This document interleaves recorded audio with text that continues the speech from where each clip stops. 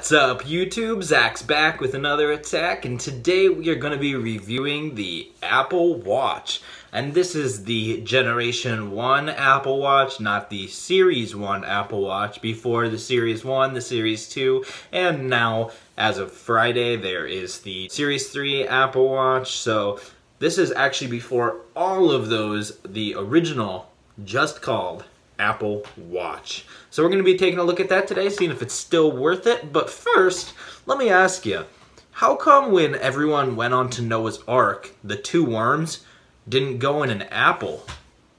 Because everyone had to go in pairs. Zach's back with another attack, so come on in and just relax. Hit subscribe and join the fun. You're Zach to the future now, son.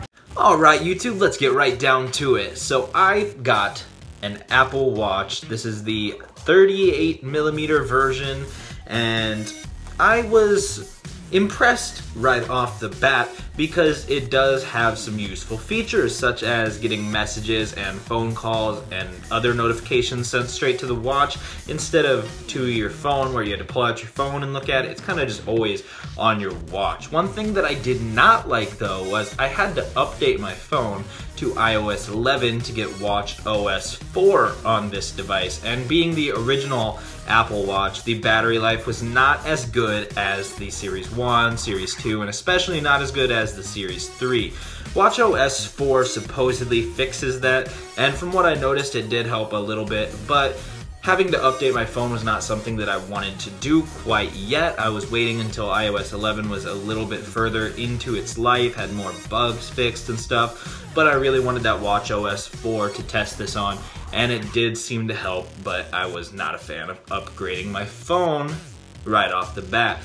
And I will say that the Apple Watch Series 3 has wireless charging in some models now. But I feel like with the charger for the Apple Watch, it's kind of just a little circle that magnifies onto the Apple Watch. And to me, that seems kind of like the wireless charging anyway. Granted, it's a bigger pad with the Qi chargers, but this is still a pad. You just put your watch on and it's good to go.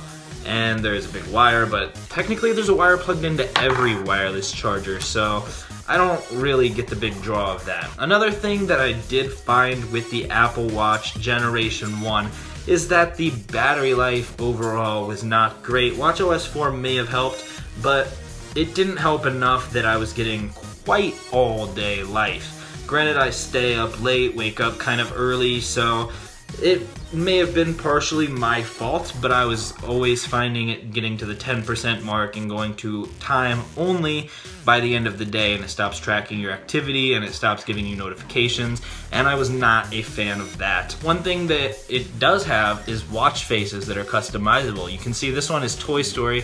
Sorry if it's a little bit blurry, but every time you tap it, there is a new animation of some kind of Toy Story thing. There's Jessie hugging Bullseye, and that is really cool. Every time you lift your arm, it turns itself on, and it shows you one of these animations along with the time, obviously.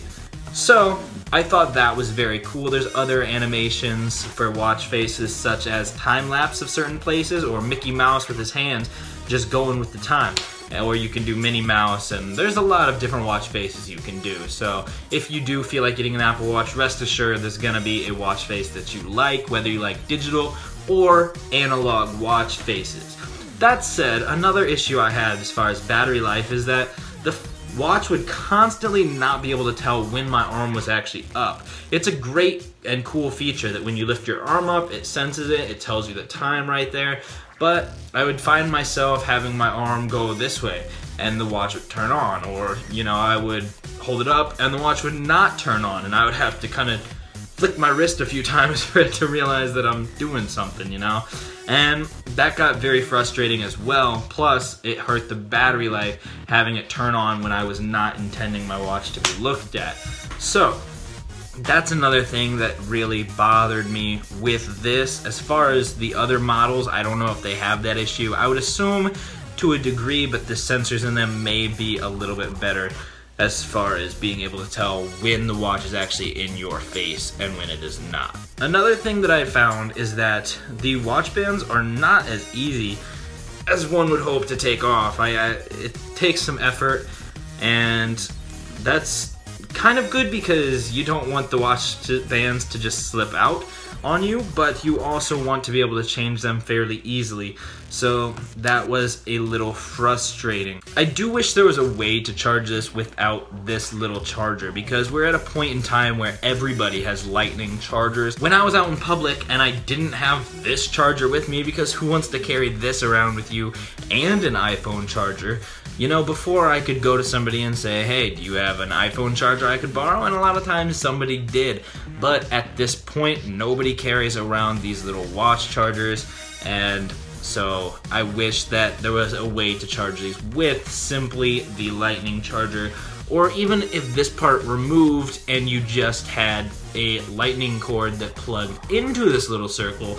I think that could be cool as well, because I wouldn't mind carrying this little circle around in my wallet or something such as that. Other than that, it is a very useful thing. I found the fitness tracking to be great. The heart rate monitor seemed to work very well. I had a great time watching my heart rate go up and down, doing different activities. You know, I would hold my breath and watch it go up, and then do the breathing exercises that the watch tells you to do every so often.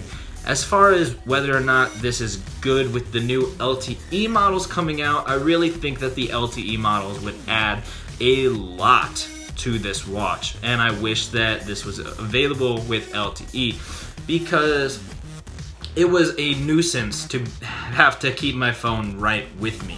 It is nice to have everything show up on your wrist instead of pulling out your phone, but at the same time I could pull out my phone. And having Bluetooth turned on all the time hurt the battery life of my phone. And if I wanted something to be tracked with this, I also needed location on my phone, which hurt my phone's battery drastically. And the Series 2 can come with GPS built in. The Series 3 can come with cellular built in, so it'll affect the battery of the watch more than the battery of your phone, which I think is great. We need longer batteries on all Apple products, except for maybe the MacBooks, and obviously the iMacs are good because those are always plugged in because they're stationary. But as far as phones and watches, longer batteries would never ever hurt, and I can't wait to see what they do with this watch coming up. I'm just glad that I did not buy the $14,000 gold version of this watch. That's a little crazy, especially when there is now 3 newer, better versions of this. Would I recommend getting this instead of the Series 1, Series 2, or Series 3? I would definitely recommend trying to get the Series 2 or the Series 3 with LTE, because they are faster, they have better battery life, they can have cellular and GPS built in, and those are just really great features to have. I would say that this is a good Apple Watch to get to start with, because this is the first Apple Watch that I have owned, and I think that it's a great introduction. It showed me all the features, everything that the Apple Watch has to offer, and while I know that those other features are out there, I can live without them, and I'm not used to them, so it's easy for me to go without. That said, if you can get a good price on those, they're worth it, but you're gonna get a better price on these, and they're discontinued, so they may be rare someday, and maybe worth even more than those ones would be. I got this for right around $150. I know you can get it for more. You can get it for less, depending on if it's the 38 or the 42mm versions and what bands come with it and stuff like that. But I do know that you can also find the Series 1 for around that same price point. You can find the Series 2 for just a little bit higher. The Series 3 just came out, so it's gonna be around $300. But definitely get the Apple Watch that works best for you. I recommend getting an Apple Watch no matter what, because the fitness tracking is really, really nice. And it actually tells you if your heart rate goes crazy when you are not exercising, which is really good. There's some awesome features, and it will be a useful tool in your life, even if it doesn't seem like it would be. So, thanks for watching, guys. I'm Zach. Don't do crack, or the Apple Watch will tell you that your heart rate's going up. Anyways, guys, I will catch you in the future.